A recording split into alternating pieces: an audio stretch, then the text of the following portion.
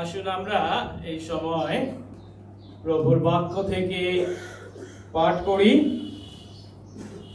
আজকের জন্য প্রভু আমাদেরকে যে বাক্য দিয়েছেন তা হলো ইয়োবের পুস্তক 1 অধ্যায় 6 থেকে 12 পদ। ইয়োব 1 অধ্যায় 6 থেকে 12। প্রভু তার বাক্যে বলেন, একদিন ঈশ্বরের পুত্রেরা সদাপ্রভুর সম্মুখে দণ্ডায়মান হইবার জন্য উপস্থিত হন। তাহাদের মধ্যে শয়তানও উপস্থিত হইল।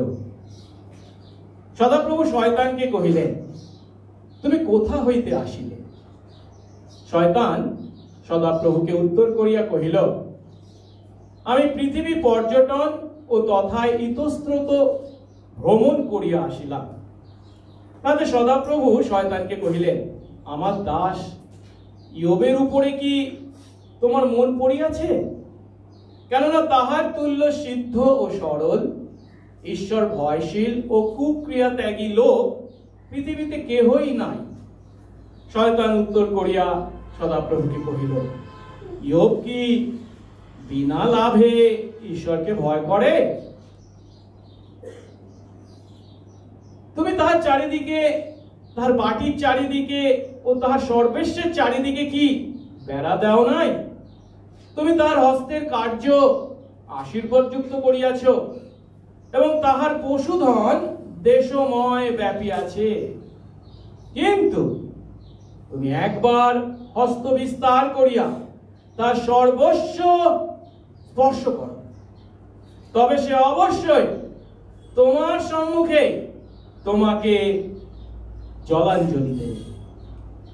তখন সদাপ্রভু শয়তানকে কহিলেন, দেখো, তাহার সর্বস্বই তোমার হস্তগত, তুমি কেবল তাহার উপরে হস্তক্ষেপ করিও না। তাতে শয়তান সদাপ্রভুর সম্মুখ হইতে বাহিরে গেল। আমেন। প্রার্থনা করি। পবিত্র মঙ্গলময় স্বর্গস্থ পিতা, তোমার ধন্যবাদ, প্রশংসা ও গৌরব করি। তোমার অপার অনুগ্রহে তোমার সন্তান সন্ততি আমরা প্রভু গো আজ তোমার গৃহে মিলিত হয়েছি। প্রভু, তুমি আমাদেরকে জীবিত রেখেছো বলেই আমরা জীবিত আছি। তুমি আমাদের সমস্ত প্রয়োজন পূর্ণ করেছো এবং প্রভু সর্বোপরি ঈশ্বর হিসাবে তুমি আমাদের জীবনে নিজেকে প্রকাশ করেছো। তুমি আমাদের হৃদয়ে সেই বিশ্বাস দিয়েছো যে বিশ্বাসে আমরা প্রভু গো তোমার সন্তান হয়েছি এবং সেই বিশ্বাসে দিন প্রতিদিন আমরা পথ চলছি। তুমি সেই বিশ্বাস প্রতিদিন যুগিয়ে চলেছো, হাত ধরে নিয়ে চলেছো। প্রভু, তুমি তোমার আপন পরিকল্পনা ও ইচ্ছা অনুসারে আমাদের জীবনে দ্বারা গৌরবান্বিত হয়ে চলেছো। আজ যখন প্রভু তোমার গৃহে আমরা মিলিত হয়েছি, একটিবার নিজেদেরকে প্রশ্ন করার সুযোগ পেয়েছি, তোমার সঙ্গে আমাদের সম্পর্কের কারণ কি? আমরা কেন তোমার সেবা করি? আমরা কেন তোমার আরাধনা করি? ও প্রভু গো, জগতের মানুষের ন্যায় কি করলে লাভ হবে? বিনা লাভে তারা কোনো কাজ করে না। আর আমরাও কি প্রভু গো সেই সমস্ত বিষয় পাবার লোভে বা লাভ করার ইচ্ছায় তোমার চরণতলে মিলিত হয়েছি? নাকি তুমি প্রভু, তুমি ঈশ্বর, তুমি পরিত্রাতা, তুমি মুক্তিদাতা, সেই তোমাকে আমরা জেনেছি। তুমি যদি প্রভু হও, আমরা তো তোমার দাস, দাস হয়ে তোমার সেবা করব, এটাই কি স্বাভাবিক নয়? আরেকটি বার প্রভু গো তোমার সঙ্গে আমাদের সম্পর্ককে যাচাই করতে এবং সঠিক সম্পর্কে তোমার সঙ্গে পথ চলতে আমাদেরকে আশীর্বাদ করো। আর যখন প্রভু তুমি তোমার বাক্য সেই ইয়োবের পুস্তক থেকে শেখার সুযোগ দিয়েছো, আমাদেরকে সেই বাক্যের নিগুড় তত্ত্ব উপলব্ধি করতে আশীর্বাদ করো, এবং সেই নিগুড় তত্ত্ব উপলব্ধিতে আমরা যেন প্রভু তোমার গৌরবার্থে জীবনযাপন করি, আশীর্বাদ করো, সঙ্গে সঙ্গে থাকো। যিশু নামে এই প্রার্থনা চাই, আমেন। আমরা বসবো।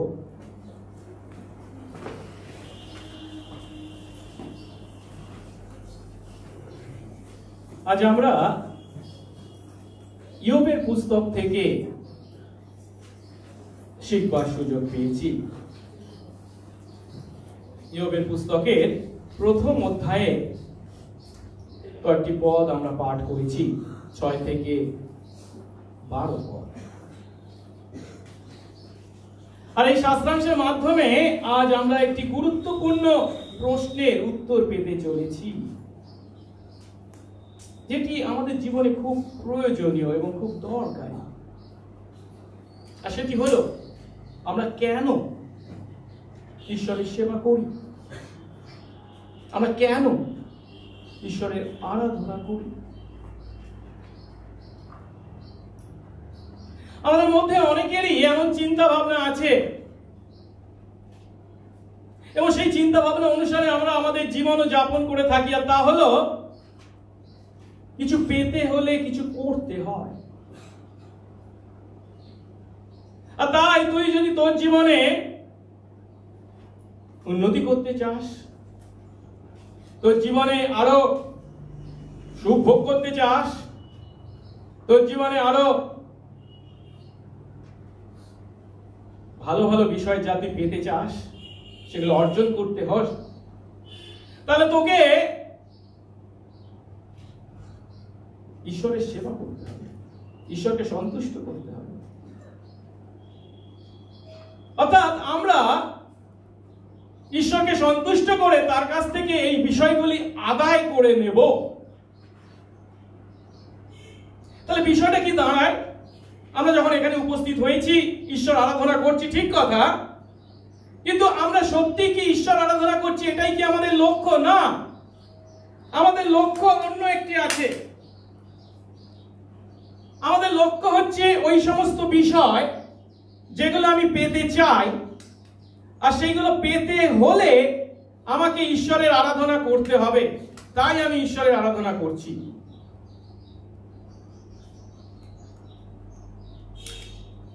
যার অর্থ আমাদের ঈশ্বর আরাধনা, ঈশ্বরের প্রশংসা করা, গৌরব করা, তার কাছে প্রার্থনা করা, তাকে কেন্দ্র করে, তার জন্য, তার উদ্দেশ্যে যে করছি তা নয়। আমাদের অন্য কিছু উদ্দেশ্য রয়েছে, লক্ষ্য রয়েছে, সেগুলো পূর্ণ করবার জন্য এগুলো হচ্ছে উপায়। এটা হচ্ছে উপায়। এই উপায়টাকে ব্যবহার করে আসলে আমরা সেই লক্ষ্যগুলো পূর্ণ করতে চাইছি। এটাই কি আমাদের খ্রিস্ট বিশ্বাসের ঈশ্বর আরাধনা? ঈশ্বর কি এমন আরাধনা আমাদের কাছ থেকে চান? আরো সহজভাবে যদি বিষয়টিকে উপলব্ধি করতে চাই, একটা উদাহরণ দিই।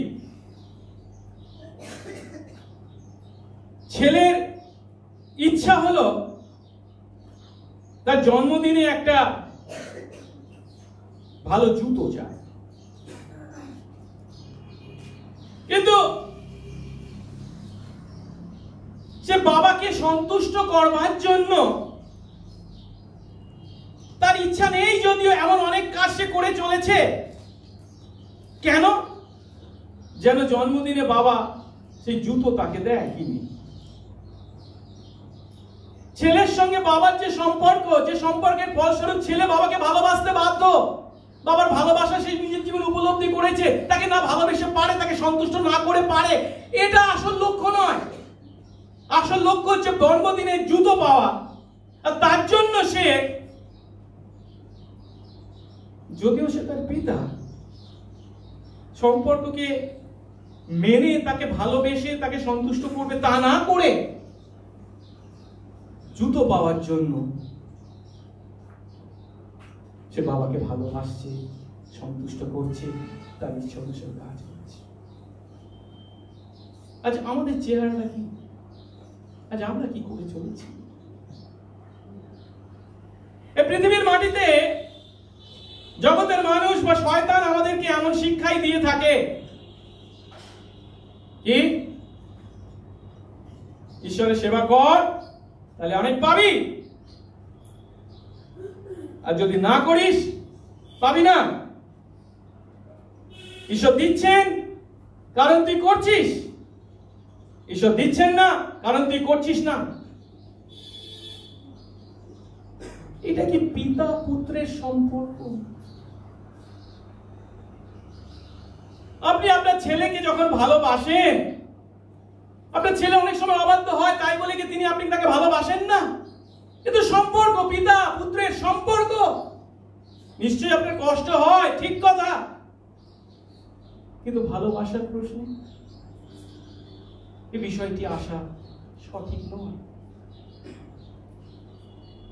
আজ যখন আমরা এই ইয়োবের পুস্তকের প্রথম অধ্যায় থেকে কয়েকটি পদ পাঠ করেছি, তখন এই ইয়োবের পুস্তকের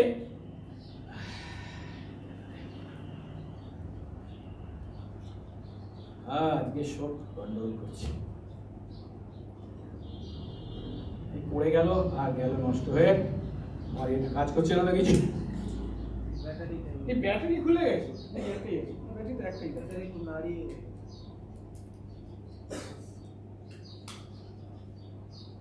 এই তুই কি একটা করে বলছিস না?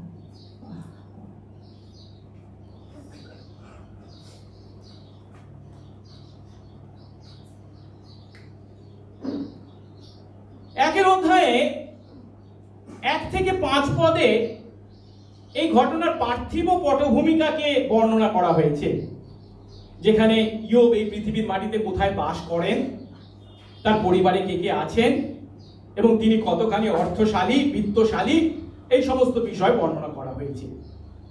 কিন্তু আজ 6 পদ থেকে যখন আমরা পাঠ করছি, তখন এই ঘটনার স্বর্গীয় পটভূমিকাকে বা স্বর্গীয় প্রেক্ষাপটকে বর্ণনা করা হয়েছে, যেখানে আমরা দেখতে পাচ্ছি যে পৃথিবীর মাটিতে ইয়োবের প্রতি বিভিন্ন ঘটনা ঘটতে চলেছে, তার বর্ণনা দ্বিতীয় অধ্যায় থেকে বা তার পরের অধ্যায়গুলোতে দেখতে পাবো।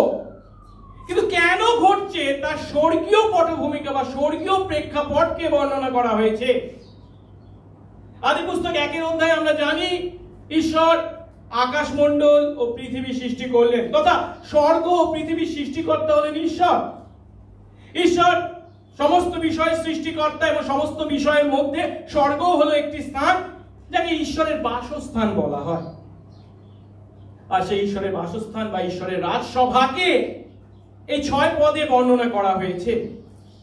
যদিও আমরা এই 6 পদে স্বর্গ এই শব্দটিকে পাই না, আমরা যদি 1 অধ্যায় 12 পদ দেখি, সেখানে দেখতে পাই বলা হয়েছে, তখন সদাপ্রভু শয়তানকে বললেন, দেখো তার সর্বস্বই তোমার হস্তগত, তুমি কেবল তার উপরে হস্তক্ষেপ করো না। এই কথা বলবার পর শয়তান কি করলো বলা হয়েছে, শয়তান সদাপ্রভুর সামনে থেকে বাইরে গেল। তাহলে এই ঘটনাটা যখন ঘটছিল, যে স্থানটা, সেই যে স্থানটা যে স্বর্গ, স্বর্গ শব্দটাকে যদিও ব্যবহার করা হয়নি, কিন্তু সেটাকে কিভাবে বর্ণনা করা হচ্ছে, সেটা হচ্ছে এমন স্থান যেখানে সদাপ্রভু অবস্থান করেন। তাই সদাপ্রভুর সামনে থেকে শয়তান বাইরে গেল, কথা বলা হয়েছে। সহজ কথায় এই স্বর্গ বা সেই স্থান যেখানে এই ঘটনার স্বর্গীয় প্রেক্ষাপটকে বর্ণনা করা হচ্ছে, যেখানে ঈশ্বর তার স্বর্গীয় বাহিনীর সঙ্গে, অর্থাৎ তার স্বর্গদূতদের সঙ্গে তার রাজসভার কাজ সম্পন্ন করেন, সেখানে বিভিন্ন সিদ্ধান্ত গ্রহণ করেন এবং সেই সমস্ত সিদ্ধান্ত অনুসারে পৃথিবীর মাটিতে তিনি মানুষদের জীবনে সেই সমস্ত সিদ্ধান্তের প্রয়োগ করেন, সিদ্ধান্ত অনুসারে ঘটনা ঘটান। কিন্তু এটা কোথায় ঘটছে? স্বর্গে ঘটছে। কি ঘটেছিল একটু পরে আমরা তার ব্যাখ্যাটা পাবো। কিন্তু পৃথিবীর মাটিতে কে আছে? ইয়োব। ইয়োব কি জানে তার জীবনে যে সমস্ত ঘটনা এই পৃথিবীর মাটিতে ঘটে চলেছে, তার পিছনে স্বর্গে কি ঘটে চলেছে? না। এই ইয়োবের পুস্তক যখন আমরা পাঠ করি, কোনো জায়গায় এমন কোনো উল্লেখ পাই না যে ইয়োব জানতে পেরেছিলেন তার জীবনে এই সমস্ত যে ঘটনা ঘটছে তার পিছনে কি ঘটে চলেছে, এর স্বর্গীয় প্রেক্ষাপটটা কি। আর কাহিনীর বিষয়বস্তু থেকে এটা খুবই গুরুত্বপূর্ণ। তার কারণ এরপর আমরা দেখতে পাবো ইয়োবের জীবনে মারাত্মক দুর্দশা ঘটবে। সামান্য দুর্দশা ঘটনা নয়, পান থেকে চুন খসে পড়ার মতো সামান্য ঘটনা ঘটা নয়, মারাত্মক ঘটনা। সে তার ছেলে মেয়েদেরকে হারাবে, সে তার সমস্ত পশুধন হারাবে, সে তার সমস্ত ধন সম্পত্তি হারাবে, শেষে তার সারা গায়ে কুষ্ঠ রোগে পরিপূর্ণ হবে, সে মালসা দিয়ে ভিখারির ন্যায় পথে বসবে, এমন ঘটনা তার জীবনে ঘটবে। কিন্তু এত ঘটনা ঘটার পিছনে যে স্বর্গে এই ঘটনার পিছনে কারণ আছে বা ঘটছে, এই বিষয়টা ইয়োবের সম্পূর্ণ অজ্ঞ। ঈশ্বর ইয়োবকে তা জানাননি বা ইয়োব তা জানে না, কিন্তু তার না জানা সত্ত্বেও সে পৃথিবীর মাটিতে এই সমস্ত দুর্দশা ভোগ করে যাচ্ছে। কিন্তু পাঠক আমরা খুবই সৌভাগ্যবান যে আমাদেরকে আগে থেকেই বলে দেওয়া হয়েছে ইয়োবের প্রতি যে ঘটনাগুলো ঘটছে পৃথিবীর মাটিতে, তার পিছনে স্বর্গে কি ঘটনা ঘটেছিল তার কারণটাকে বলে দেওয়া হয়েছে। আর সেটা হচ্ছে বিশ্বাসী আমাদের জন্য একটা বিশেষ আশীর্বাদের বিষয়। কারণ আজ পৃথিবীর মাটিতে আমার আপনার জীবনে যখন প্রতিকূল বা বিপরীত ঘটনা ঘটে, সেগুলো দেখে আমরা অবাক হয়ে যাই না, অসম্ভব জ্ঞান করি না, উপলব্ধি করতে পারি যে এগুলো ঘটতে পারে, ঈশ্বর এগুলোকে অনুমতি দিতে পারেন। বিশ্বাসী আমাদের জীবনেও এগুলো কোনো অস্বাভাবিক বিষয় নয়। এখন সেই স্বর্গীয় প্রেক্ষাপটে, স্বর্গীয় রাজসভায়, ঈশ্বরের রাজসভায় কাদের উপস্থিতির কথা বলা হয়েছে আমরা 6 পদ দেখি। একদিন ঈশ্বরের পুত্রেরা সদাপ্রভুর সামনে দাঁড়াবার জন্য উপস্থিত হবে। কারা? একটু আগে আমরা দেখেছি স্বর্গ মানে হচ্ছে কি, এখানে ঈশ্বর থাকেন, ঈশ্বরের বাসস্থান। আর সেখানে তার সামনে কারা উপস্থিত হয়েছেন দণ্ডায়মান হবার জন্য? ঈশ্বরের পুত্রেরা। এখন এই ঈশ্বরের পুত্র বলে এখানে যাদেরকে নির্দেশ করা হয়েছে তার দ্বারা স্বর্গদূতদেরকে নির্দেশ করা হয়েছে। আর বাইবেল আমাদের কাছে খুব স্পষ্ট শিক্ষা দেয় যে ঈশ্বর যেমন মানুষের সৃষ্টিকর্তা, তিনি স্বর্গদূতদেরও সৃষ্টিকর্তা। স্বর্গদূতরা এমনি এমনি নিজে নিজে তৈরি হয়েছে এমনটি নয়। এখন এই স্বর্গীয় পটভূমিকায় যদিও এই স্বর্গদূতদেরকে ঈশ্বরের পুত্র বলে বর্ণনা করা হয়েছে, কিন্তু বাইবেলে ঈশ্বরের পুত্র মানে কেবল যে স্বর্গদূত তা কিন্তু নয়। আমরা যদি আদি পুস্তক 6 পদ দেখি, সেখানেও ঈশ্বর বিশ্বাসী মানুষদেরকেও ঈশ্বরের পুত্র বলা হয়েছে। অন্যদিকে ঈশ্বরের অবিশ্বাসী মানুষদেরকে মানুষদের কন্যা বলা হয়েছে। যাই হোক, এখন ঈশ্বরের রাজসভা, স্বর্গীয় রাজসভা, সেখানে স্বর্গদূতদের উপস্থিতি সহজেই আমরা চিন্তা করতে পারি। কিন্তু তাদের মাঝে কার উপস্থিতির কথা বলা হয়েছে 6 পদের শেষ অংশে? তাদের মধ্যে শয়তানও উপস্থিত হলো। শয়তান, হিব্রু ভাষায় এই যে শব্দটিকে ব্যবহার করা হয়েছে শয়তান, তার মানে হচ্ছে বিপক্ষ। বিপক্ষ মানে কি? ঈশ্বরের বিপক্ষ। এর অস্তিত্ব হচ্ছে সব সময় ঈশ্বরের কাজকে বাধা দেওয়া বা ঈশ্বরের বিপক্ষে কথা বলা। সব সময় ঈশ্বরের বিপক্ষে কাজ করাটাই হচ্ছে এর ইচ্ছা এবং জীবন। এখন এই স্বর্গদূতদের মাঝে এই শয়তানের উপস্থিতিকে যদি আমাদেরকে উপলব্ধি করতে হয়, তাহলে বুঝতে হবে যে যখন তাকে বিপক্ষ বলা হচ্ছে মানে কি, অভিযোগকারী স্বর্গদূত বা গোপন পুলিশ বাহিনীর কর্মকর্তা হিসাবে তাকে বর্ণনা করা হয়েছে। এবং বিপক্ষ হিসাবে সে কি করে? পৃথিবীর বিভিন্ন স্থানে ঘুরে বেড়ায় এবং ঈশ্বর ভক্তদের দোষ খুঁজে বেড়ায়। কেবল তাই নয়, সেই কাজে সে খুব আনন্দ পেয়ে থাকে। এখন নিশ্চয়ই আপনাদের মনে প্রশ্ন জাগছে, আচ্ছা স্বর্গদূতদের মধ্যে শয়তান কেন আসতে পারে? এটা কি করে সম্ভব? আচ্ছা, ঈশ্বর কি শয়তানকে সৃষ্টি করেছিলেন? একটু আগে আমি বলেছি কি স্বর্গদূতদেরকে কে সৃষ্টি করেছেন? ঈশ্বর সৃষ্টি করেছিলেন। কিন্তু শয়তানকে কি ঈশ্বর সৃষ্টি করেছিলেন? আচ্ছা, ঈশ্বর সৃষ্টি করেননি এমন কি কিছু আছে? সবই তো ঈশ্বরের সৃষ্টি। কিন্তু শয়তানকে কি ঈশ্বর সৃষ্টি করেছিলেন? না। এই বিষয়ে বাইবেল আমাদেরকে স্পষ্ট শিক্ষা দেয়। ঈশ্বর তাকে স্বর্গদূত করে বা উত্তম দূত করে সৃষ্টি করেছিলেন, কিন্তু সে ঈশ্বরের বিরুদ্ধাচরণ করে পাপে পতিত হয়ে শয়তানে রূপান্তরিত হয়েছে, পরিণত হয়েছে। আমরা যদি যিশায়া ভাববাদী পুস্তক পড়ি বা জিসকেল ভাববাদী পুস্তক পড়ি, সেখানে সে কিভাবে পাপে পতিত হয়েছিল তাকে বর্ণনা করা হয়েছিল। এবং সেই পাপের পিছনে মূল যে পাপকে নির্দেশ করে সেটা কি তার গর্ব বা তার উচ্চাকাঙ্ক্ষা হলো তার পতনের মূল কারণ, যার ফলস্বরূপ সে ঈশ্বরের শত্রুতে রূপান্তরিত হয়েছে এবং ঈশ্বরের বিরুদ্ধে কাজ করে চলেছে, বিদ্রোহীতে সে রূপান্তরিত হয়েছে। এখন যেহেতু তাকে স্বর্গদূত হিসেবে সৃষ্টি করা হয়েছিল এবং সে পতিত হয়ে ঈশ্বরের বিরুদ্ধাচারী হয়েছে, তাই স্বর্গদূতদের মাঝে এখনো তার উপস্থিতির কথা এখানে বলা হচ্ছে। সেখানে কেবল ঈশ্বরের পুত্রেরা মানে স্বর্গদূতরা যে ছিল তা নয়, তাদের মধ্যে কে? শয়তানও ছিল। এর থেকে একটা বিষয় আমাদেরকে উপলব্ধি করতে হবে, সেটা কি না, শয়তান পাপে পতিত হলেও এখনো সে ঈশ্বরের সামনে উপস্থিত হতে পারে। সে এখনো কিন্তু ঈশ্বরের কাছ থেকে সম্পূর্ণভাবে দূরীকৃত হয়নি। কিন্তু এটা চিরকালের জন্য নয়। বাইবেল স্পষ্ট করে আমাদের শিক্ষা দেয়, যখন প্রকাশিত বাক্য আমরা পাঠ করি, একদিন আসছে শেষ বিচারের দিন, সেখানে কিন্তু তিনি তাকে চিরকালের জন্য ঈশ্বরের সান্নিধ্য থেকে দূরবর্তী করবেন। কেবল তাকে নয়, তার সঙ্গে তার অনুসরণকারী যত মানুষ আছে আমরা, তাদেরকেও তিনি ঈশ্বরের সান্নিধ্য থেকে সম্পূর্ণভাবে দূরীকৃত করবেন। কিন্তু এখনো সেই সময় আসেনি। আর তাই এখানে সে পাপে পতিত হলেও ঈশ্বরের সামনে উপস্থিত হতে পারে, তা কষ্ট করে বর্ণনা করা হয়েছে। যাই হোক, এরপর আমরা যখন 7 পদে যাই, তখন দেখতে পাই ঈশ্বর তাকে একটি প্রশ্ন করেছে। আর সেই প্রশ্নটা কি? শয়তানকে সদাপ্রভু বললেন, তুমি কোথা থেকে এলে? ঈশ্বর শয়তানকে প্রশ্ন করেছেন, তুমি কোথা থেকে এলে? এখন এই প্রশ্নটা একটু অদ্ভুত থাকে নিশ্চয়ই।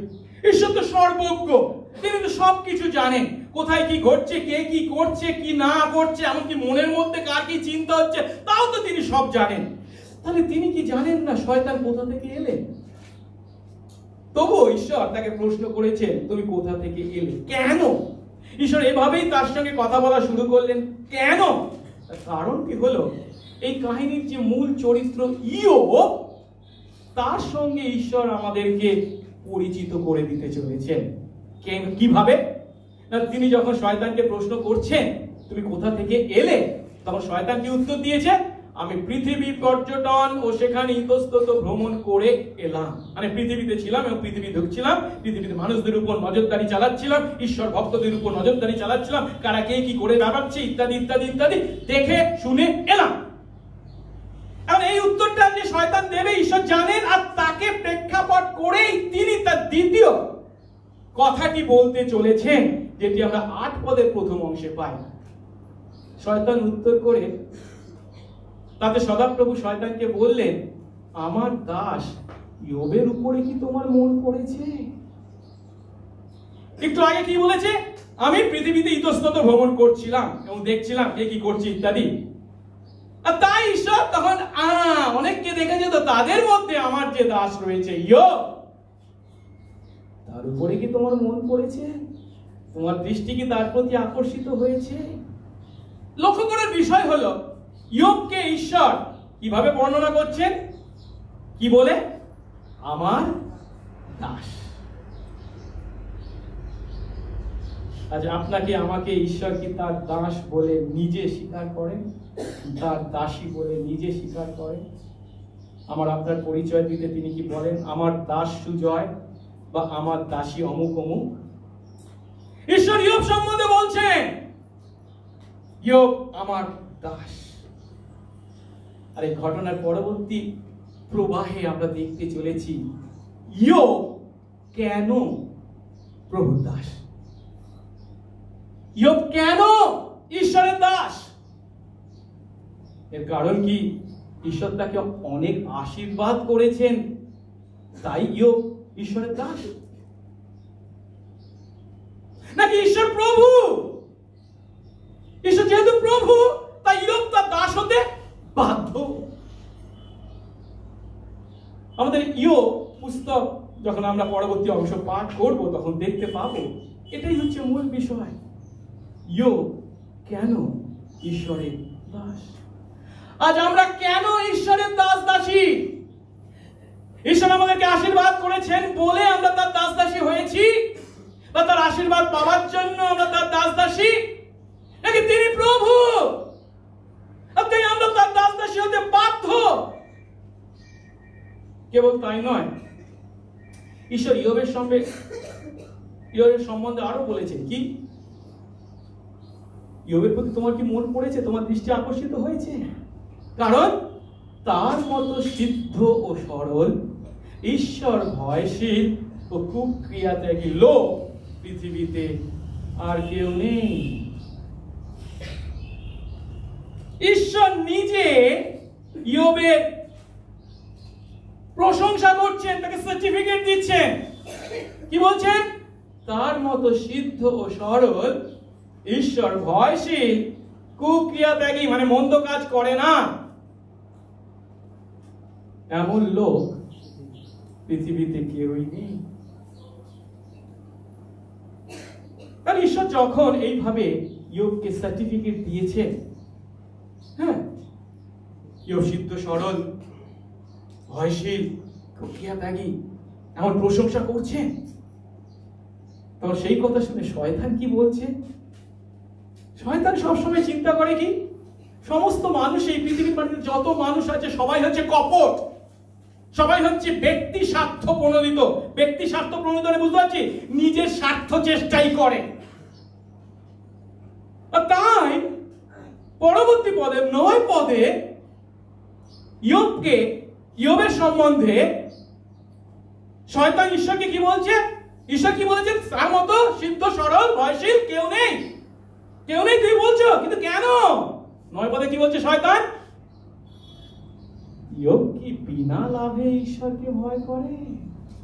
ইয়োব কি বিনা লাভে তোমাকে ভয় করে বা তোমার সেবা করে, তোমার আরাধনা করে? বিনা লাভে। কারণ শয়তানের চিন্তায় কি, এই পৃথিবীর মাটির সমস্ত মানুষ হচ্ছে স্বার্থ চেষ্টাকারী, স্বার্থ চেষ্টা প্রণোদিত। তাই তারা সব সময় নিজের স্বার্থ বাঁচানোর জন্য, নিজের অর্জনের জন্য, নিজের জন্য সবকিছু করে চলেছে। তারা কপট ছাড়া আর কিছু নয়। এই যে বিনা লাভে 9 পদে বলছে, কোন কোন লাভের কথা শয়তান চিন্তা করছে? শয়তান দেখেছে ইয়োবের জীবনে ঈশ্বরের সেই সমস্ত আশীর্বাদগুলোকে, তাই একটা একটা করে 10 পদে সেই সমস্ত আশীর্বাদকে বর্ণনা করা হয়েছে। তুমি তার চারদিকে, তার মানে কার? ইয়োবের চারদিকে বেড়া দিয়েছো, মানে তুমি তাকে ঘিরে রেখেছো, তাকে কেউ স্পর্শ করতে পারছে না। তুমি তার বাড়ির চারিদিকে, তার মানে কি তার পরিবারের চারিদিকে, পরিবারে যতজন রয়েছে তাদেরকে ভালো রেখেছো, সুস্থ সবল রেখেছো এবং সুরক্ষা দিয়ে চলেছো। তার সর্বস্বের চারিদিকে, তার যে ধন দৌলত আছে, তার পশুধন আছে, ব্যবসা বাণিজ্য আছে, সমস্ত কিছু বেড়া দাও না, মানে কি বেড়া দিয়ে, মানে ঘিরে রেখেছো, সুরক্ষা দিয়ে রেখেছো। শুধু তাই নয়, তুমি তার হাতের কাজ আশীর্বাদ যুক্ত করেছো, যা কিছু করে তাতেই সে কৃতকার্য হয়, সমস্ত আশীর্বাদ দিচ্ছ, চাষ করলে ভালো ফসল করছে, ইত্যাদি ইত্যাদি। এবং তার পশুধন দেশময় ব্যাপিয়া গেছে। আজকালকার দিনে ব্যাংক ব্যালেন্স ছিল, তখনকার দিনে ছিল কি পশুধন, কার কত পশু রয়েছে। এত দিয়েছো তাকে, এত দিয়েছো বলেই তো সে তোমাকে ভয় করে। সে কি বিনা লাভে তোমাকে ভয় করে? এর দ্বারা শয়তান যে কথা বলতে চেয়েছে তা হলো, ইয়োব ঈশ্বরের কাছ থেকে জাগতিক আশীর্বাদ লাভ করেছে, যার অর্থ ঈশ্বর ইয়োবকে জাগতিক আশীর্বাদের লোভ দেখিয়ে তার কাছ থেকে ভয় এবং ভালোবাসা লাভ করেছে।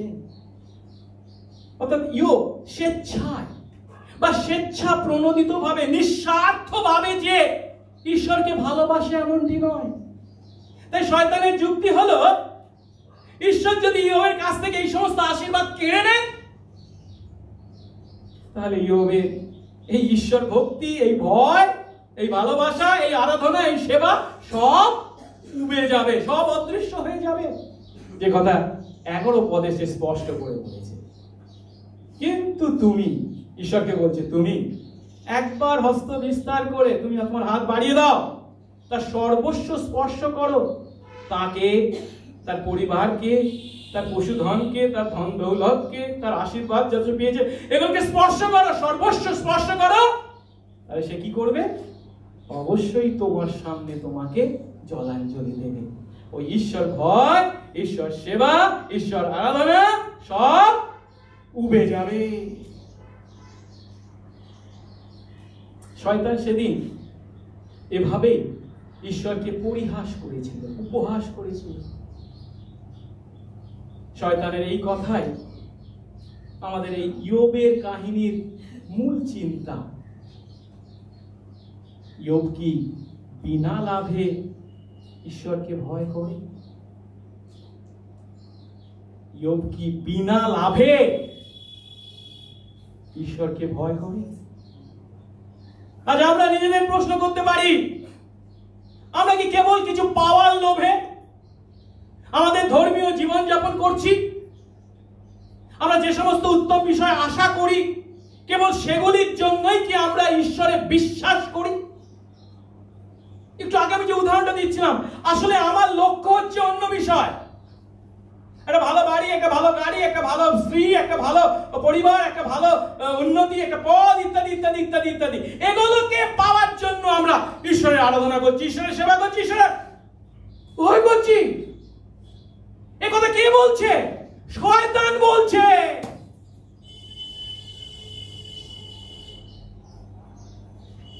মনস্তত্ত্ববিদেরা এই পৃথিবীর মাটিতে দুই ধরনের ধর্মের কথা বলে থাকে। একটাকে বলে বাহ্যিক ধর্ম, আরেকটাকে বলে অন্তর্মুখী ধর্ম। বাহ্যিক ধর্ম হলো যখন কেউ তার ধর্মকে ব্যবহার করে অন্য কোনো উদ্দেশ্য পূর্ণ করে, অর্থাৎ ধর্মকে সে তার অন্য উদ্দেশ্য পূর্ণ করার কাজে ব্যবহার করছে। এই অন্য উদ্দেশ্যটা কি হতে পারে? সামাজিক মর্যাদা লাভ করার জন্য, এই উন্নতি কি হতে পারে? তার দুশ্চিন্তা থেকে মুক্তি লাভের জন্য। সেই জন্য বাহ্যিক আচার অনুষ্ঠান, এটা কর, ওটা কর, এটা কর, সেটা কর, কর কর কর কর, অর্থাৎ এইগুলো করে আসলে তার সেই সমস্ত লক্ষ্যগুলো সে পূর্ণ করতে চাইছে।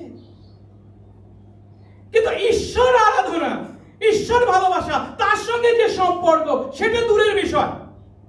শুধু বাহ্যিক আচার অনুষ্ঠানটাই সার। কিন্তু অন্যদিকে অন্তর্মুখী ধর্ম হলো ধর্মকে ব্যবহার করার পরিবর্তে নিজের বিশ্বাস অনুসারে জীবনযাপন করা।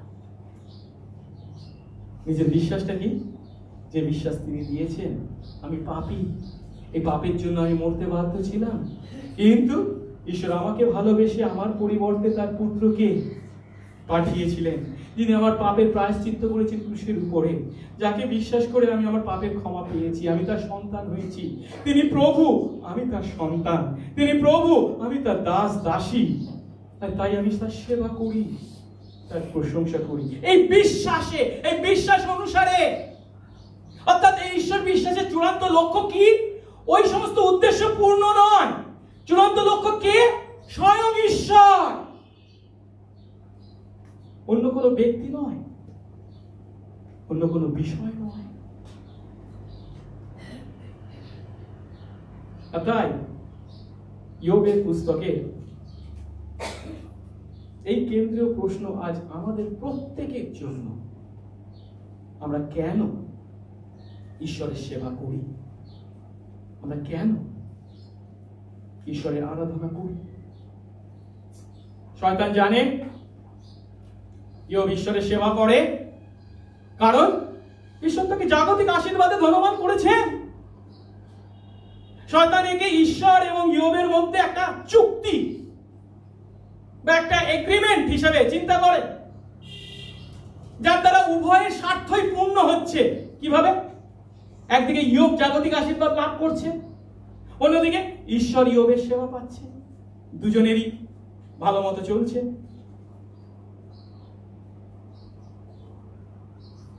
এটা শয়তানের চিন্তা।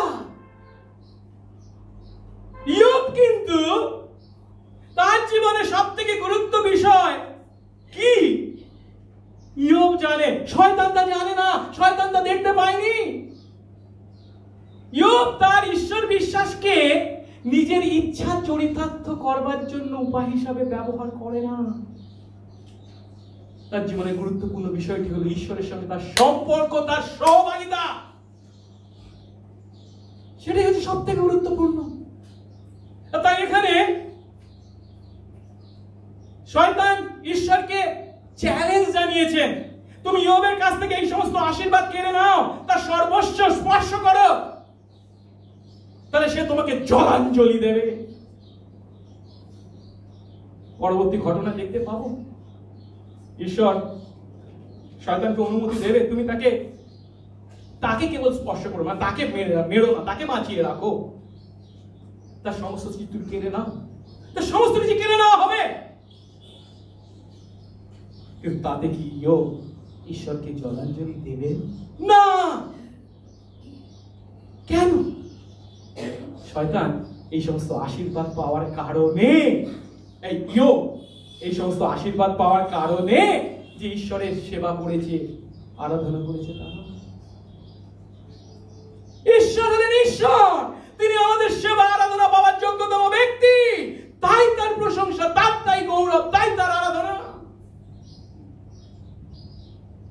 এই কাহিনীর শেষে আমরা এই সত্য দেখতে পাবো, সব হারিয়েও ইয়োব ঈশ্বরের সঙ্গে তার ব্যক্তিগত সহভাগিতাকেই লাভ করতে চেয়েছে। আর তাই ঈশ্বর যেহেতু জানেন ইয়োবের মন, ঈশ্বর যেহেতু জানেন ইয়োবের বিশ্বাস, তার সেই বিশ্বাস যে সত্য তা প্রমাণ করবার জন্য 12 পদে শয়তানের চ্যালেঞ্জ ঈশ্বর গ্রহণ করেছেন। আর শয়তানকে কি বললেন?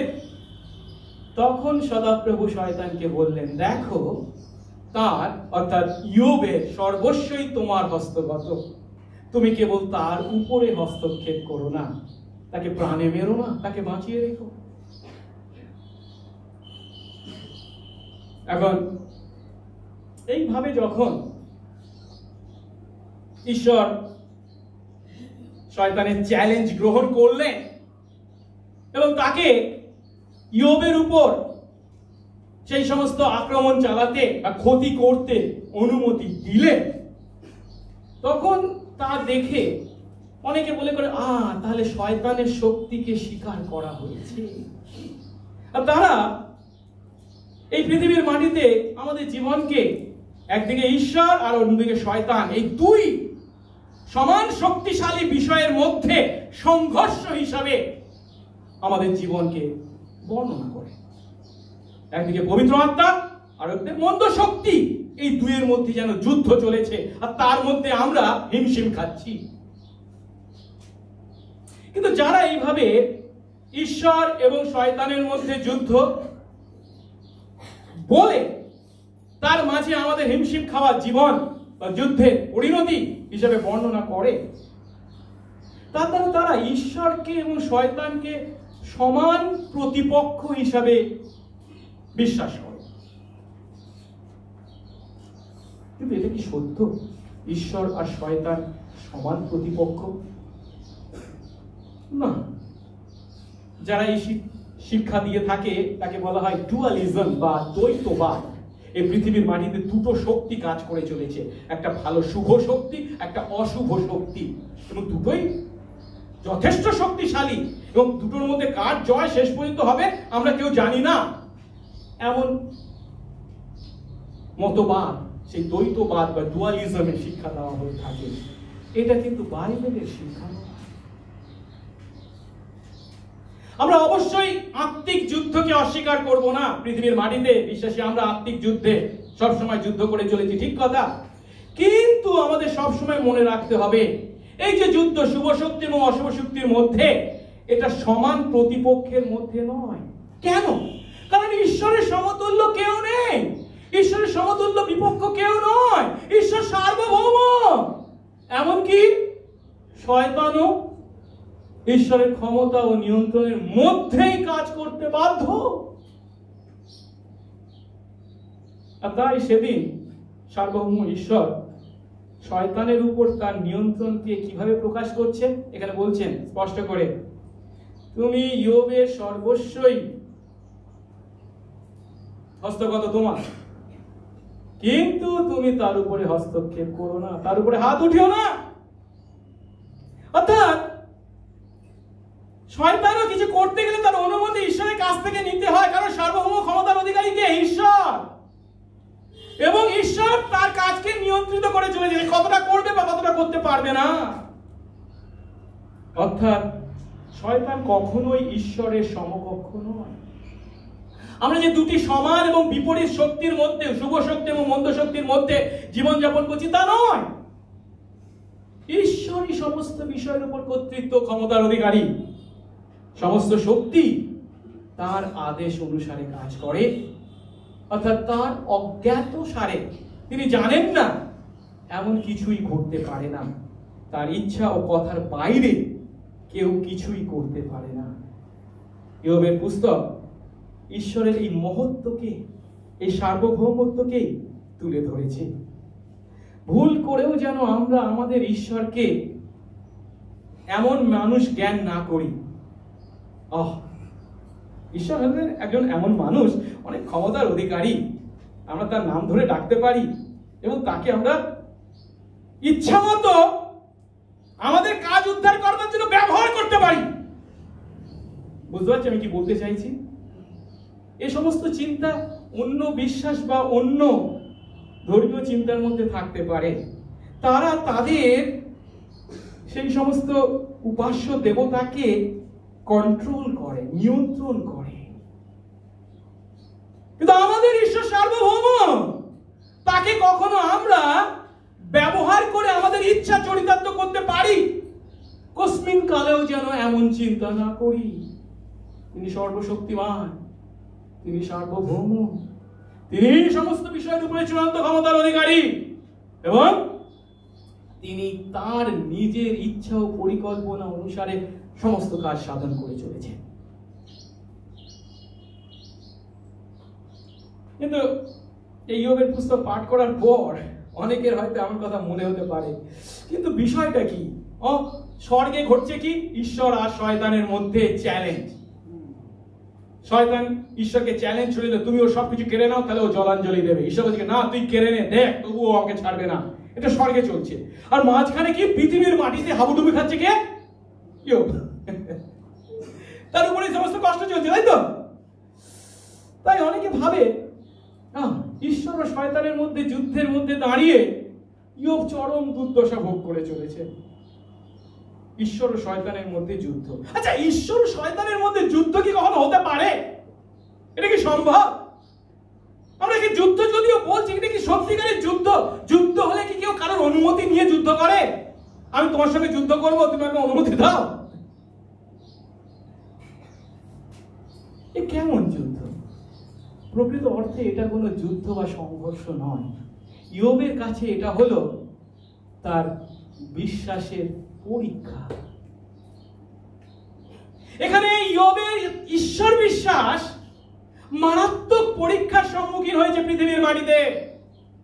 সে যে ঈশ্বরে বিশ্বাস করে, ঈশ্বরকে ঈশ্বরের কারণে বিশ্বাস করে, ঈশ্বরের কাছ থেকে আশীর্বাদ পেয়েছে বলে যে বিশ্বাস করে, তার সেবা করে, আরাধনা করে তা নয়। ঈশ্বর তার কাছ থেকে সমস্ত কিছু নিয়ে নিল, কেড়ে নিল, তবুও সেই ঈশ্বর বিশ্বাসে স্থির থাকবে। এটা হচ্ছে বিশ্বাস। সেই বিশ্বাস পরীক্ষার মুখোমুখি হয়েছে। এখানে ইয়োবের সেই ঈশ্বর বিশ্বাস মারাত্মক পরীক্ষার সম্মুখীন। শয়তান এই পরীক্ষাকে বাস্তবায়িত করছে, ঠিক কথা। তার উপর একের পর এক শাস্তি বা কষ্ট যন্ত্রণা আনছে, ঠিক কথা। কিন্তু ঈশ্বর তাকে তার অনুমতি দিয়েছেন করবার জন্য। তাই এই অংশ থেকে আমরা শয়তানের চিন্তা বা কাজ সম্পর্কে তিনটি বিষয় উপলব্ধি করি। প্রথম বিষয়টি হলো, শয়তান সর্বদা আমাদের দোষ খুঁজে চলেছে। আমরা যদি প্রথম পিতর 5 অধ্যায় 8 পদ দেখি, সেখানে পিতর শয়তানকে এইভাবে বর্ণনা করেছেন, তোমরা প্রবুদ্ধ হও। প্রবুদ্ধ হও মানে জেগে থাকো সবসময়। কি? তোমাদের বিপক্ষ দিয়াবল। আমাদের বিপক্ষকে দিয়াবল। সে কি করছে? গর্জনকারী সিংহের ন্যায় কি করতে চাইছে? কাকে গ্রাস করবে তার অন্বেষণ করে বেড়াচ্ছে। যেহেতু ঈশ্বরের বিপক্ষ সে, আর তাই ঈশ্বরের সপক্ষ তার সন্তান আমাদেরকে গ্রাস করবার জন্য সব সময় সে অন্বেষণ করে বেড়াচ্ছে।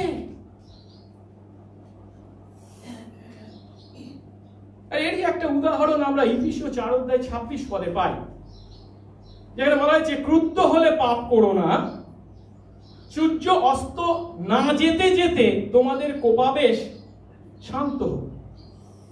এটা পাপ করা মানে কি? শয়তানের কবলে ধরা পড়া, শয়তানের ইচ্ছা পূর্ণ করা। ক্রুদ্ধ হলে পাপ করো না। আমরা যখন রেগে যাই মানে সবসময় যে পাপ করি তা নয়, কিন্তু রেগে যাওয়ার পরেও আমরা পাপ করতে পারি। কিভাবে পাপ করি? যখন কিনা আমরা সেই পাপটাকে, সেই রাগটাকে পুষে রাখি, সেই রেগে গিয়ে যে আমাদের বিরুদ্ধে পাপ করি তাকে ক্ষমা করা থেকে নিজেকে দূরে সরিয়ে রাখি, সেই রাগটাকে যখন আমরা জিয়ে রাখি, তখন আমরা কি করছি? শয়তানকে সুযোগ দিচ্ছি আমাদেরকে গ্রাস করবার জন্য। তাই যত তাড়াতাড়ি সম্ভব কি করো? তাকে ক্ষমা করো।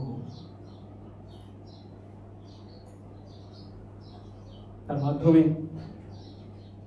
শয়তান যখন আমাদেরকে বিপদে পরিচালিত করতে চায়, আমাদের ভুলগুলোকে ধরে আরো বেশি করে পাপ করাতে চায়, তখন যেন আমরা নিজেদেরকে সংযত করি। দ্বিতীয় যে কাজটির কথা আমরা এখানে দেখতে পাচ্ছি, সেটা হচ্ছে কি? শয়তানে সবসময় আমাদেরকে মিথ্যা সাক্ষ্য দেয়, আমাদেরকে মিথ্যা শিক্ষা দেয়। সেই শিক্ষাটা কি? আত্মসেবা, সেলফ সার্ভিংই হলো আমাদের জীবনের প্রাথমিক সূত্র।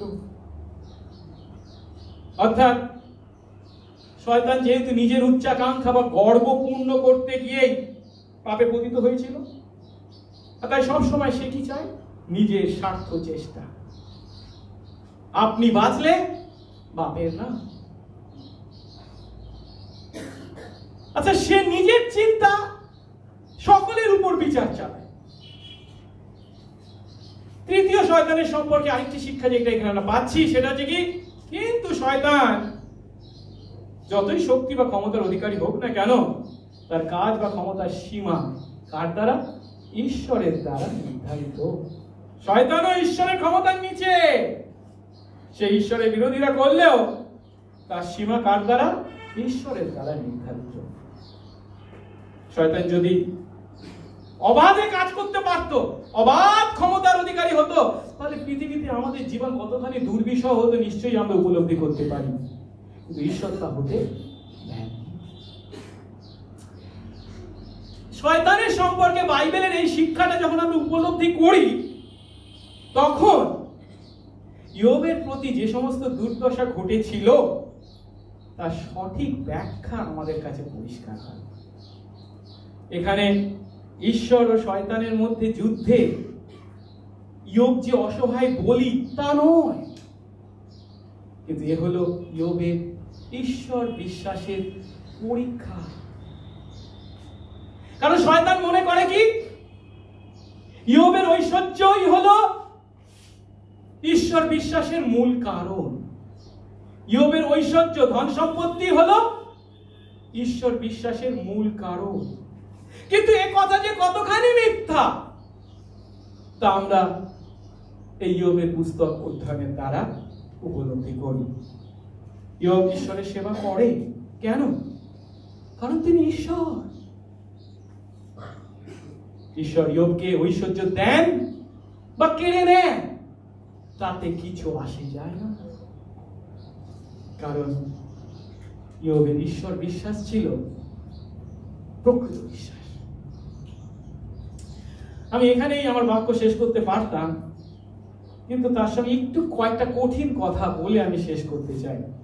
বিষয়টি একটু কঠিন হয়তো অনেকের লাগবে, তবে একটু বুঝবার চেষ্টা করব। তার কারণটা হচ্ছে, একথা স্মরণ করা, একথা বলবার পরে বা শোনার পরেও আমাদের মনে একটা প্রশ্ন জাগতে পারে, তবু এখানে আমরা কি দেখতে পাচ্ছি? শয়তান ইয়োবের উপর অত্যাচার চালানোর জন্য ঈশ্বরের কাছে অনুমতি চাইছে, আর ঈশ্বর তাকে অনুমতি দিয়ে দিলেন। তার মানে কি তিনি মন্দ ঘটবার জন্য অনুমতি দিতে পারেন? ঈশ্বর কিভাবে? তার দাস সিদ্ধ সরল কুক্রিয়া ত্যাগী ঈশ্বর বিশ্বাসী বলে যাকে পরিচয় দিয়েছে, তার প্রতি এই সমস্ত মন্দ ঘটতে অনুমতি দিতে পারেন? কিভাবে অনুমতি দিতে পারেন? ঈশ্বর উত্তম হয়েও কিভাবে এই মন্দকে অনুমতি দিলেন বা দিতে পারেন? কিভাবে? এই প্রশ্নটা যখন আমরা করছি তখন আমরা যে উত্তরটা চাইছি তা হলো কি, সমস্ত কিছু সঠিক ব্যাখ্যা আমরা চাই। একবিংশ শতাব্দীর মানুষ আমরা, সমস্ত বিষয়ে কি সঠিক ব্যাখ্যা আমাদের জানা আছে? নিশ্চয়ই একবিংশ শতাব্দীতে বিজ্ঞান প্রযুক্তির অনেক উন্নতি ঘটেছে, আমরা অনেক কিছু শিখেছি, জেনেছি, আমাদের জ্ঞান ভান্ডারে প্রচুর বিস্তার ঘটেছে, ঠিক কথা। কিন্তু তাই বলে কি আমরা সমস্ত কিছুর ব্যাখ্যা করতে পারি? ধরুন একটা সাধারণ উদাহরণ দিচ্ছি। আমরা ক্লাস 7-এ শিখেছিলাম মাধ্যাকর্ষণ শক্তির কথা, তাই তো? নিউটন বলছে গাছের তলায়, আপেল গাছের তলায় বসেছিলেন, আপেলটা উপর থেকে নিচে পড়লো, উপরে কেন গেল না, তাই তো? আর তার থেকে তিনি তৈরি করলেন কি, মাধ্যাকর্ষণ শক্তি আছে, গ্র্যাভিটি। খুব ভালো কথা। সেই জন্য একটা আম গাছ থেকে উপরে যায় না, নিচে আসে। আমরা লাফালেও উপরে উঠতে পারি না, বাইরে নেমে আসে। কেন? গ্র্যাভিটেশনাল ফোর্স কাজ করছে। কিন্তু এই যে গ্র্যাভিটেশনাল ফোর্সের কথা বলেছেন তিনি, বা মাধ্যাকর্ষণ শক্তির কথা, এই মাধ্যাকর্ষণ শক্তি আসলে কি? এর অস্তিত্ব কি? তার ব্যাখ্যা কি আমরা পাই কোথাও? কেউ দেয়? আমরা আছে একটা শক্তি, এই বলেই শেষ, আর কিছু না। তার তেমন ব্যাখ্যা আমাদের জানা নেই। ঈশ্বর তত্ত্বেও আমরা একটা সমস্যার মুখোমুখি হই, আর সেটা হচ্ছে কি, বাইবেল আমাদেরকে স্পষ্ট শিক্ষা দেয় ঈশ্বর সমস্ত বিষয় ও ঘটনার উপর নিয়ন্ত্রণ চালান। তার মানেটা কি? যা কিছু ঘটে কোনটাই ঈশ্বরের পরিকল্পনা বা তার চিন্তা বা তার ইচ্ছার বাইরে ঘটতে পারে না। ঈশ্বর সমস্ত ঘটনা, সমস্ত বিষয়ের উপর নিয়ন্ত্রণ চালান, এবং তার ইচ্ছা পূর্ণ করতে ঈশ্বর সেগুলোকে ঘটতে দেন। কিন্তু তিনি যখন সমস্ত ঘটনার উপর তার নিয়ন্ত্রণ চালাচ্ছেন বা ঘটতে দিচ্ছেন, কিভাবে সেই সৃষ্টির মধ্যে এবং সৃষ্টির মাধ্যমে তিনি কাজ করেন, এটা আমাদের পক্ষে পূর্ণ মাত্রায় উপলব্ধি করা সহজ নয়, খুব কঠিন।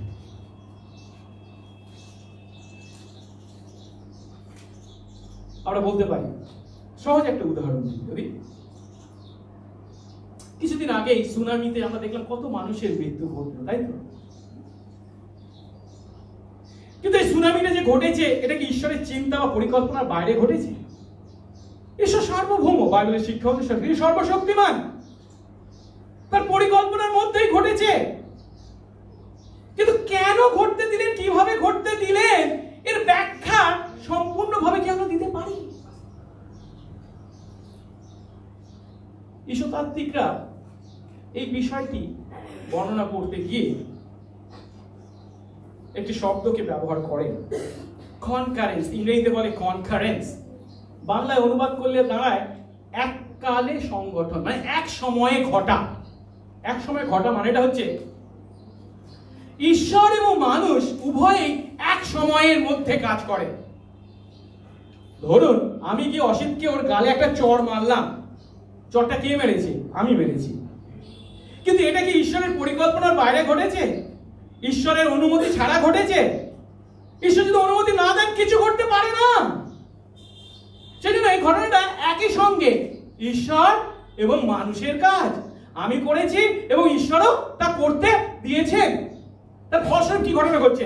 একদিকে ঈশ্বর তার পরিকল্পনা পূর্ণ করছেন, অন্যদিকে মানুষ, আমি যে কাজটা করেছি সেটা আমিই করেছি, ও আমি কিছু জানি না, আমি তো নিমিত্ত মাত্র, উনিই সব করছেন, এ কথা বলতে পারবো না। কে মেরেছে চল? আমি মেরেছি। কে দায়ী? আমি দায়ী। এ পাপটা কার? আমার। এর জন্য কে দায়ী? আমি দায়ী। এই দুটো বিষয়কে একসঙ্গে চিন্তা করতে হবে। ঈশ্বর তার সার্বভৌমত্বে সমস্ত ঘটনা ঘটতে দিচ্ছেন, কিন্তু যাদের মাধ্যমে তা ঘটছে তারা সেই ঘটনার জন্য সম্পূর্ণভাবে দায়ী। তারা নিজেরা সেটা পছন্দ করেছে এবং সেই পছন্দের জন্য তারা প্রকৃত অর্থে দায়ী। তাই এই এককালে সংগঠন ঘটবার জন্য সবসময় দুটো দল বা তিনটে দল একসঙ্গে কাজ করে, কিন্তু ফল একটাই উৎপন্ন হয়। আমি যদি ওকে চড় মারি তাহলে কি হবে? ওর গালে লাগবে, বেশ কষ্ট পাবে, তাই তো? এখন এই ঘটনাটাই ইয়োবের এই কাহিনীতে আমরা স্পষ্ট দেখতে পাই। এখানে তিনটে দলকে আমরা দেখতে পাই। প্রথম দলটি হচ্ছে কার? শয়তান। সে কি করেছে? প্ররোচিত করেছে বা উস্কে দিয়েছে। কেন না? ইয়োবের ঈশ্বর ভক্তি সম্পর্কে সে ঈশ্বরকে কি করেছে? চ্যালেঞ্জ জানিয়েছে। সব কেড়ে নাও, তোমাকে বলাঞ্জলি দেবে। এটাকে প্রমাণ করবার জন্য সে প্ররোচিত করেছে বা উস্কে দিয়েছে, তার উপরে অত্যাচার চালানোর জন্য। দ্বিতীয় যে দলটি হচ্ছে কি, কাকে আমরা পার্টি হিসাবে ঈশ্বরকে চিন্তা করতে পারি। ঈশ্বর ইয়োবের প্রতি এই সমস্ত দুর্দশা ঘটনাকে অনুমতি দিয়েছেন বলেই ঘটেছে। ঈশ্বর যদি অনুমতি না দিতেন ঘটতো না। তাই 12 পদে স্পষ্ট করে বলা যে তুমি তার সর্বস্ব হস্তগত, কিন্তু তাকে তুমি স্পর্শ করো না। কিন্তু এই সমস্ত ঘটনাগুলো তারপর যখন ঘটবে আমরা দেখতে পারি পরবর্তী 12 পদের পর থেকে যখন পরে কলদীয়রা, শিবাইয়রা ইয়োবের পরিবারকে আক্রমণ করবে, তার পশুধনকে আক্রমণ করবে। তারা আক্রমণ করেছে, তার সমস্ত ধন সম্পত্তি কেড়ে নিয়েছে। মানে তিনটে দল একসঙ্গে কাজ করেছে। কিন্তু এইভাবে তিনটে দল যখন একসঙ্গে কাজ করেছে, এই তিনটে দলের মাধ্যমে একটাই উদ্দেশ্য সফলিত হয়েছে। সেটা কি? ইয়োব দুর্দশাগ্রস্ত হয়েছে যদিও, কিন্তু তিনটে দলের উদ্দেশ্য সম্পূর্ণ ভিন্ন। শয়তানের উদ্দেশ্যটা কি? ইয়োবের সুনাম নষ্ট করা তথা ঈশ্বরের মর্যাদা হানি করা। কলদীয় ও শিবাইয়রা এই কাজটা করছে কেন? তাদের নিজেদের ধন বৃদ্ধি করার জন্য। কিন্তু অন্যদিকে ঈশ্বর এই কাজটা ঘটতে দিয়েছেন, অনুমতি দিয়েছেন কেন? ইয়োবের বিশ্বাস যে সত্যতা প্রমাণ করার জন্য।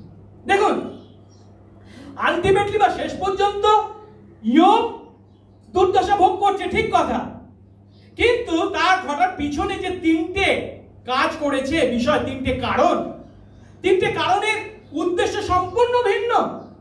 ঈশ্বরের উদ্দেশ্য যখন সত্য এবং উত্তম, তখন অন্য দুটো উদ্দেশ্য হচ্ছে কি? সম্পূর্ণ মন্দ।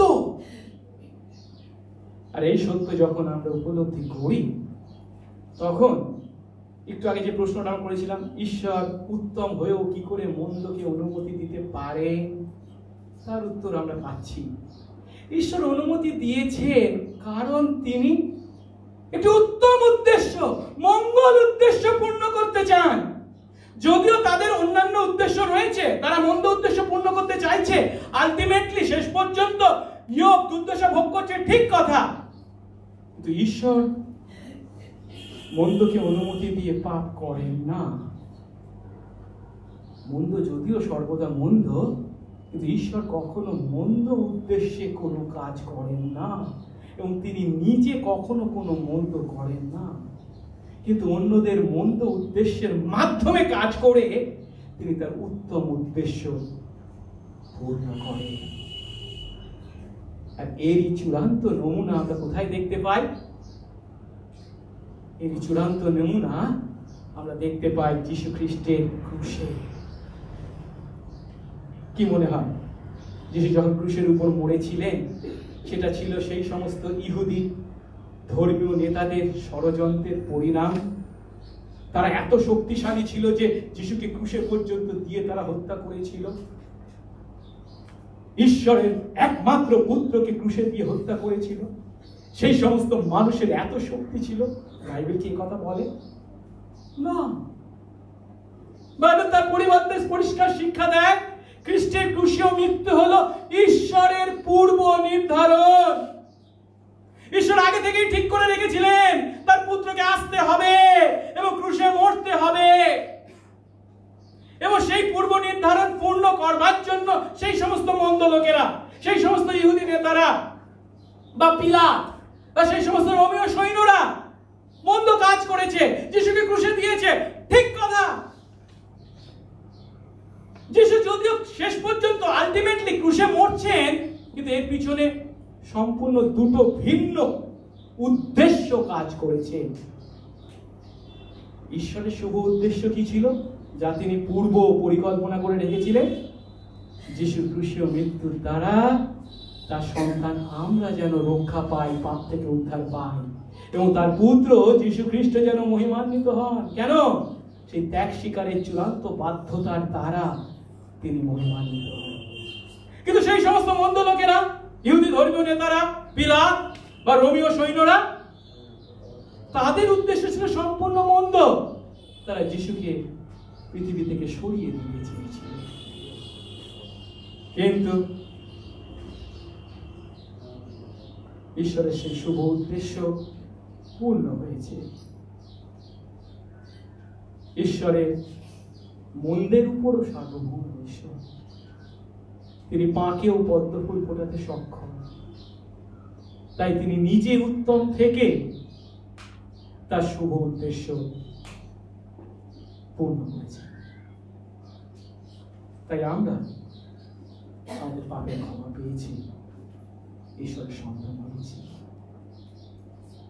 আর এর থেকে আমরা যে সত্যটা আজ উপলব্ধি করি, আমাদের জীবনে যখন বিপরীত ঘটনা ঘটে, প্রতিকূল ঘটনা ঘটে, আসুন আমরা বিশ্বাসে স্থির থাকি। সাধারণত বিশ্বাসে আমরা আমাদের জীবনে যখন কোনো প্রতিকূল ঘটনা ঘটে, তখন আমরা কি বলি? ঈশ্বরের উপর আঙ্গুল তুলি। আমি কি পাপ করেছিলাম? আমি তো তোমার ভালোই শিষ্য ছিলাম, তোমাকে ভালো করে প্রার্থনা করেছি, আরাধনা করেছি, তোমাকে আমি সেবা করেছি, তবু কেন তুমি এমনটি ঘটতে দিলে? এই কথাগুলো যখন আমরা বলি, তখন আমরা কি বলতে চাইছি? আমরা সেই সেবা করেছিলাম, আরাধনা করেছিলাম কেন? ভালো থাকবার জন্য, সুস্থ সবল থাকবার জন্য। এ কথাটা কে বলে? শয়তান। আমরা কেন ঈশ্বরের সেবা করি? কারণ ঈশ্বর সেবা পাওয়ার যোগ্য। তিনি সার্বভৌম ঈশ্বর, তিনি ঈশ্বর। আমি তার প্রজা, আমি তার সন্তান, আমি তার দাস, তিনি আমার প্রভু। তাই প্রভু তার মঙ্গল উদ্দেশ্য সর্বদা আমাদের জীবনে পূর্ণ করে চলেছে। এবং 28 পদ অনুসারে যখন আমাদের প্রতি এমন ঘটনা ঘটে, তখন আমরা কি বলবো? যারা ঈশ্বরকে ভালোবাসে, যারা তার পরিকল্পনা অনুসারে আহত, যাদের জীবনে সমস্ত কিছু যা ঘটতে দেন ঈশ্বর কিসের জন্য ঘটতে দেন? তাদের ভালোর জন্য। প্রভু আমাদের আশীর্বাদ করুন। প্রার্থনা। মঙ্গলময় সর্বস্ব পিতা, তোমার ধন্যবাদ করি প্রভু। আজ খ্রিস্ট বিশ্বাসী আমরা সেই প্রাথমিক প্রশ্নের মুখোমুখি হলাম। আমরা কেন ঈশ্বরের সেবা করি? কেন ঈশ্বরের আরাধনা করি? প্রভু, কেন করব না? না করে কি আমরা থাকতে পারি? এই যে উত্তর হওয়া প্রয়োজন, সেই সত্য তুমি আমাদের কাছে আজ প্রকাশ করলে। তুমি ঈশ্বর, আমরা তোমার সৃষ্ট মানুষ। তুমি প্রভু, আমরা তোমার দাস দাসী। তুমি সমস্ত গৌরব, প্রশংসা, প্রভাব পাওয়ার যোগ্য। দয়া করো প্রভু, সেই বিশ্বাসে যেন আমরা আমাদের জীবন যাপন করি। বিশ্বাস অনুসারে জীবন, সেই অন্তর্মুখী ধর্মের যেন আমরা অধিকারী হই।